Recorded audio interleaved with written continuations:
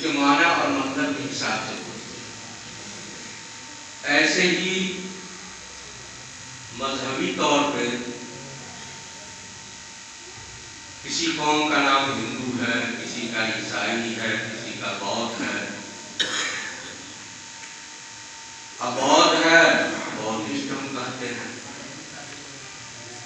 عیسائی ہے تو ہم اس کو کرسچن کہتے ہیں یا عیسائیت کہتے ہیں۔ ایسے ہی اسلام ہے، اسلام کے ماننے والے کو ہم مسلمان کہتے ہیں، مسلم کہتے ہیں۔ یہ مسلمان اور مسلم یقینی بات ہے کہ اس کا بھی کوئی معنی اور مطلب ہوگا۔ اسی معنی اور مطلب کو نبی کریم صلی اللہ علیہ وسلم نے واضح طور پہ بتایا کہ مسلم ہے کون، کس کو ہم مسلم کہیں۔ تو نبی کریم صلی اللہ علیہ وسلم نے اس کے بارے میں بہت ہی مختصر لفظ میں پیارے نبی صلی اللہ علیہ وسلم نے ارشاد فرمایا، المسلم من سلم المسلم بیدیہ ولسانہ۔ مسلم وہ ہے جس سے دوسرا مسلمان اس کی زبان اور اس کے ہاتھ سے محفوظ رہے، اس کی زبان اس کے ہاتھ کے شر اور ایذا تکلیف سے محفوظ رہے، تو وہ آدمی پکا مسلمان ہے۔ اور اگر ایسا نہیں ہوگا تو تمام تر عبادات اور ریاضیات کے باوجود وہ پکا مسلمان نہیں۔ اب نبی کریم صلی اللہ علیہ وسلم نے یہ کیوں کہا کہ ہاتھ سے زبان سے؟ تو عموماً یہی ہوتا ہے کہ کسی کو ہم تکلیف جو پہنچاتے ہیں دو طریقے سے، ایک زبان سے، اس کے بارے میں جھوٹ بول کر کے، گالی بول کر کے، چغلی کر کے، غیبت کر کے، بہت طرح سے۔ دو آدمی کو ہم میں لڑائی ہوتی ہے تو ہم گالی بولتے ہیں۔ گالی کیوں بولتے ہیں؟ مقصد یہ ہوتا ہے کہ سامنے والے کو تکلیف پہنچے، اور وہی بات ہوتی ہے، ہم نے گالی بکا اور سامنے والے کو تکلیف پہنچی، ارے ہماری ماں کو ایسے کہہ دیا، بہن کو ایسے کہہ دیا، ہم کو ایسے کہہ دیا، اس کو تکلیف پہنچتی، اور مقصد بھی ہوتا ہے تکلیف پہنچانا۔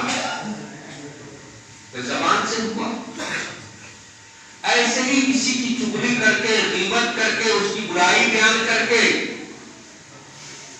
جب ہم بیان کرتے ہیں کسی کی برائی یا کسی کی چغلی کرتے ہیں یا غیبت کرتے ہیں، تو ہمارا ایک ہی مقصد ہوتا ہے کہ سامنے والے کو تکلیف پہنچے، سامنے والے کو تکلیف پہنچے۔ یہ تمام تر وہ چیزیں جس سے کسی بھی مسلمان کو ہماری زبان سے تکلیف پہنچے، تو نبی کریم صلی اللہ علیہ وسلم نے فرمایا کہ یہ آدمی مسلمان نہیں ہے، ایسا آدمی مسلمان نہیں ہے پکا، بہت ہی آگے دھورا ہے، جس کا کوئی بھروسہ نہیں، جس کا کوئی ویلو اللہ اور اللہ کے رسول کے نزدیک نہیں ہے۔ دوسری چیز ہوتی ہے ہاتھ سے، جب زبان سے بات آگے بڑھتی ہے تو ہاتھ کا معاملہ آ جاتا ہے، مارنا، پیٹنا، کچھ بےمانی کر لینا، چوری کر لینا، تو وہ تمام کے تمام معاملات جس سے کسی بھی انسان کو تکلیف پہنچانے کا مقصد ہو اور وہ کام ہم کریں، تو نبی کریم صلی اللہ علیہ وسلم ارشاد فرماتے ہیں کہ وہ مسلمان نہیں ہے۔ المسلم من سلم المسلم بیدیہ ولسانہ، مسلمان وہ ہے جس سے کہ زبان کی شر اور جس کے ہاتھ کے شر سے دوسرا مسلمان محفوظ رہے۔ اب سوچنے کی بات یہ ہوتی ہے، ہم میں سے ہر آدمی اپنے آپ کو پرکھ سکتا ہے کہ ہم کتنے مسلمان ہیں۔ ہم کو یہ سوچنا پڑے گا کہ ہم کہاں تک کسی مسلمان کو تکلیف نہیں پہنچائے، زبان سے ہو یا ہاتھ سے ہو۔ اگر ہم نے تکلیف کسی مسلمان کو زبان یا ہاتھ سے نہیں پہنچایا تو ہم پکے مسلمان ہیں۔ اب ایک سوال اٹھتا ہے کہ اگر ہم نے تکلیف پہنچا دیا کسی کو پہلے تو اب ہم کیا کریں؟ تو آپ یہ جان لیجئے کہ دو طرح کا حق ہمارے اوپر اللہ تعالیٰ نے ڈالا ہے۔ ایک حق کا نام ہے حقوق اللہ، اللہ کا حق، وہ ذمہ داری جو اللہ کی عبادت اور اس کی بندگی کے اعتبار سے ہمارے اوپر ہے۔ جیسے وہ ذمہ داری پوری کرنے کے لیے ہم اور آپ بیٹھے ہوئے ہیں نماز پڑھنے کے لیے، یہ اللہ کا حق ہے۔ اور کچھ حق اللہ کے بندے کا ہے۔ اگر ہم نے اللہ کے حق کو ادا نہیں کیا اور اللہ سے ہم معافی مانگتے ہیں، توبہ کرتے ہیں، تو اللہ تبارک و تعالیٰ اس کو معاف کرتے ہیں۔ ہم اپنے دل سے معافی مانگتے ہیں اللہ سے، اور اللہ دل کے حال کو جانتا ہے، وہ ہم کو معاف کر دے گا۔ جیسے ہم اللہ سے معافی مانگتے ہیں، ایسے ہی نبی کریم صلی اللہ علیہ وسلم نے فرمایا کہ جس کی ذمہ داری تم نے جس کا حق ادا نہیں کیا، یا جس کو تم نے تکلیف پہنچایا حق ادا نہیں کر کے، یا کسی بھی طریقے سے زبان سے گالی دے کر کے، غیبت کر کے، چغلی کر کے، برائی بیان کر کے، یا ہاتھ سے مار کے، پیٹ کر کے، کچھ چھین کر کے، تو اس کے لیے اس آدمی سے معافی مانگنا ہے۔ اگر ہم نے معاف نہیں کیا، معافی نہیں مانگا، تو کل قیامت کے دن لاکھ ہم معافی مانگیں گے اس سے، وہ آدمی معاف نہیں کرے گا۔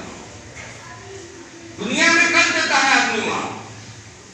ہم نے کسی کو 2-4 تماچا مارا، ہم نے کسی کا 2-4 ہزار روپیہ بےایمانی کر لیا، ہم نے کسی کو گالی دیا، ایک وقت بیت گیا، اب اس سے ہم معافی جا کر کے مانگتے ہیں۔ انسان ہی تو ہے، اس کا دل پسیج جائے گا، وہ معاف کر دے گا۔ اب ہو گیا راہ صاف، کپڑا گندا تھا، ہم نے سرف میں ڈالا، صابن سے دھویا، پاک صاف ہو، ہم نے اس آدمی سے معافی مانگ لی، ختم۔ لیکن بہت سارے لوگوں کے ذہن میں یہ بات آتی ہے، ہم جائیں گے اس سے معافی مانگنے کو؟ تو قیامت کے دن جب تمام کا تمام انسان جمع ہوگا میدان حشر میں، اس وقت ہم جائیں گے اس کے پاس معافی مانگے، لیکن وہ معاف نہیں کرے گا، اس لیے کہ وہاں کا منظر کیا ہوگا؟ قرآن نے کہا ہے یوم یفر المرء من اخیہ وامہ وابیہ وصاحبتہ وبنیہ، اس دن بھائی بھائی سے بھاگے گا، دوست سے بھاگے گا، شوہر بیوی سے، بیوی شوہر سے، بیٹا باپ سے، باپ بیٹا سے، کوئی کسی کی مدد نہیں کرے گا۔ کیوں؟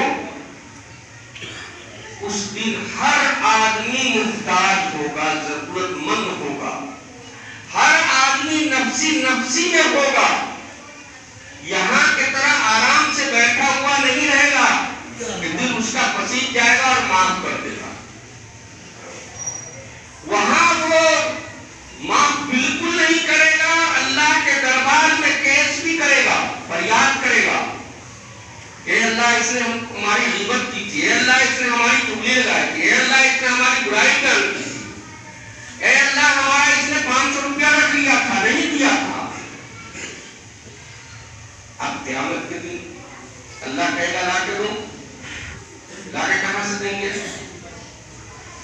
تو اللہ تبارک و تعالیٰ اس انسان کے گناہ کو ہمارے سر پر، ہمارے نام اعمال میں گناہ کو ڈال دے گا اور ہماری نیکیاں اس انسان کو دے دے گا۔ اب اس انسان نے جو غلطیاں کی تھی، اس غلطی کی سزا اب ہم کو بھگتنا پڑے گا۔ اس لیے سب سے اعلیٰ اربا اور احسن طریقہ یہ ہے کہ ہم سے کوئی بھی غلطی ہو گئی ہو، کسی کے بارے میں کسی سے ہم اسی دنیا میں معافی مانگ لیں۔ ہماری اور آپ کی کیا اوقات ہے کہ ہمارے ذہن میں آئے کہ ہم اس سے معافی مانگیں گے؟ ہم نے بڑا سال بڑا آدمی کو گالی دی تھی، ہم نے اس کی برائی بیان کی تھی، اس سے معافی ہم کیوں مانگنے جائیں؟ ہم اس سے کم ہیں۔ لیکن ذرا سوچئے، ہم اور آپ اس بات پہ فخر کریں گے کہ ہمارا شمار پیارے نبی صلی اللہ علیہ وسلم کے غلاموں کے غلاموں کے غلاموں کے غلاموں کے غلام میں ہو جائے۔ اتنی دوری پہ جا کر کے ان کے غلاموں کے غلام جتنے ہیں، جہاں تک یہاں تک آئے، ان میں سے ہمارا بھی ایک شمار ہو جائے، دنیا میں بھی کامیاب اور آخرت میں بھی کامیاب۔ جب ہمارا ایمان یہ کہہ رہا ہے تو ہم اپنے نبی کو دیکھیں، ہمارے نبی نے کیا کیا؟ بہت ہی مشہور واقعہ ہے، جب پیارے نبی صلی اللہ علیہ وسلم اپنے مشن میں دنیا میں کامیاب ہو گئے اور سورہ نصر نازل ہوا، اذا جاء